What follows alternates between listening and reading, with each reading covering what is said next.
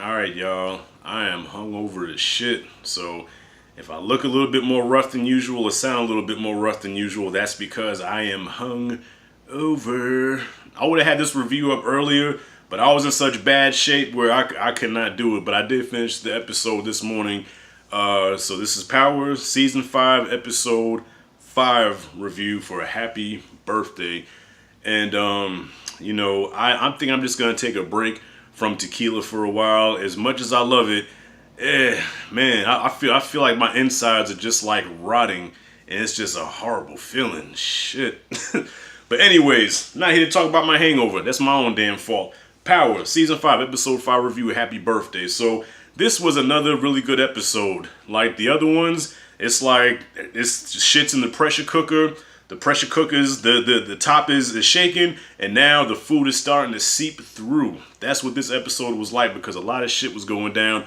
Episode started with a bang with the Italians, and Tommy's pops had to make a decision who he was going to kill, Tommy or the best friend.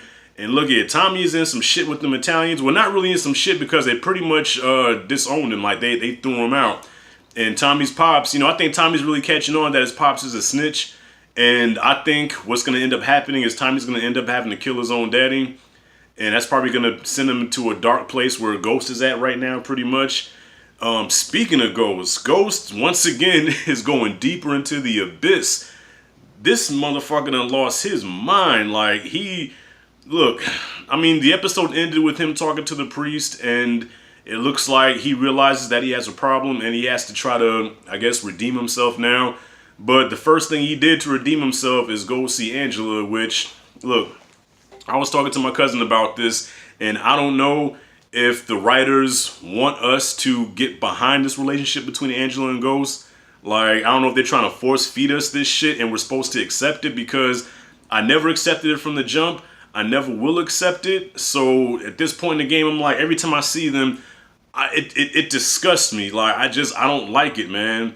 And especially how he just skipped out on his son's birthday party and got drunk at the little party thing or whatever, with, I guess, where they raised the money for Raina's memorial or whatever. It's like he's treating his family now, like his real family, like second-class citizens. But yet with Angela, it's like, he's always there for her. But I guess, high school sweethearts, you love what you love.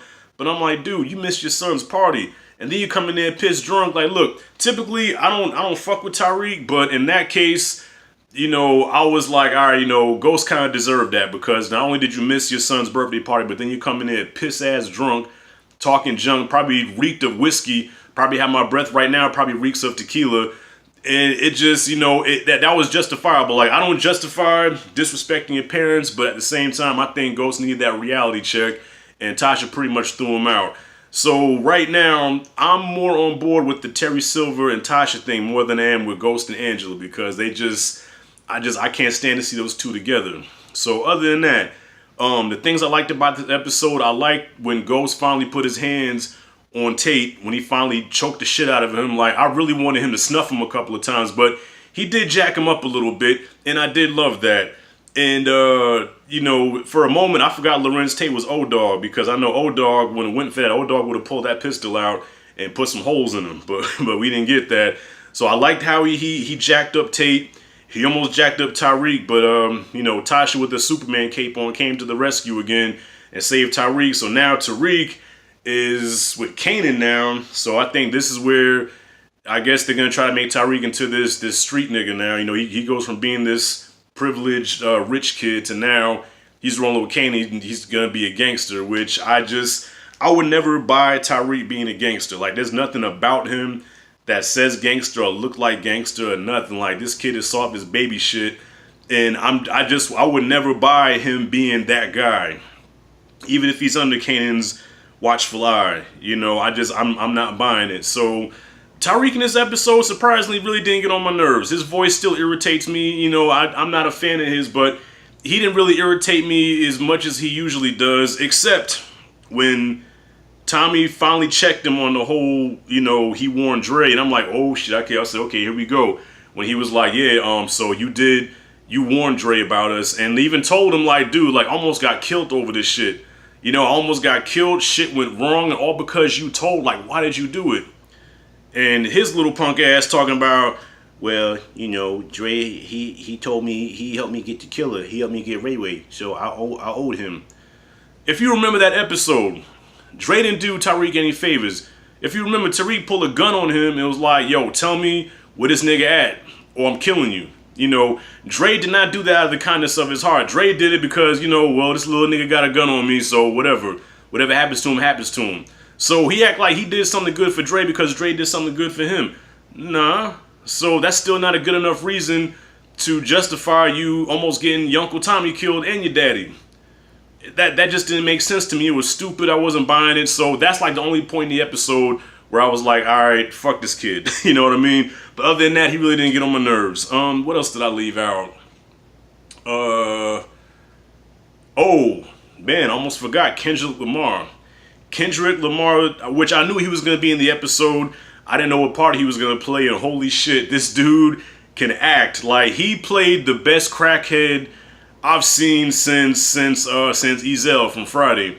You know, I think about my favorite crackheads in movies. I think about Pookie. I think about Gator from Jungle Fever, Ezel, and now this dude. I can't remember the name of his character, but yeah, Kendrick Lamar crushed it, and I hope we see a lot more of his character because I do like the chemistry between him and Kanan, between him and 50 Cent. I think they work good together, and he crushed it. Like, he was really believable. He was funny. And I definitely want to see more of his character. It's good to have a fresh face on this show because everybody on this show right now is starting to work my damn nerves. So it's finally cool to see a character where I actually enjoyed and they're not irritating me. So overall, man, it was a satisfying episode. It was a good episode. I don't know where they're gonna go with Ghost because Ghost right now is just he's so out there. And I don't know. I guess Angela's gonna be the one to bring him back. Yeah, like I'm really enjoying this right now. This season is really, you know, shit's heating up, and I'm excited to see where it goes from here. So guys, did I leave anything out? If I did, comment freely below. Oh, one more thing, and I'm done. One more thing, and I'm done. The whole thing with the birthday cake being messed up. I'll be honest. I was a little emotional watching that because they opened the cake and it said "Happy Birthday, Raina," and Tasha's reaction. I dissed her acting in the first episode, but her reaction this time I thought was actually authentic, and I almost choked up with that. I was like, wow, that was some deep shit where they messed the cake up. You know what I'm saying? But yeah, that's the last thing I want to say about it. So overall, good episode. What are you guys' thoughts? Did I leave anything out? Do you guys have any theories of what's going to happen? I'm curious to know. Comment below, comment freely. Thank you for watching. As always, this is Rashad G signing out. See you in the next video.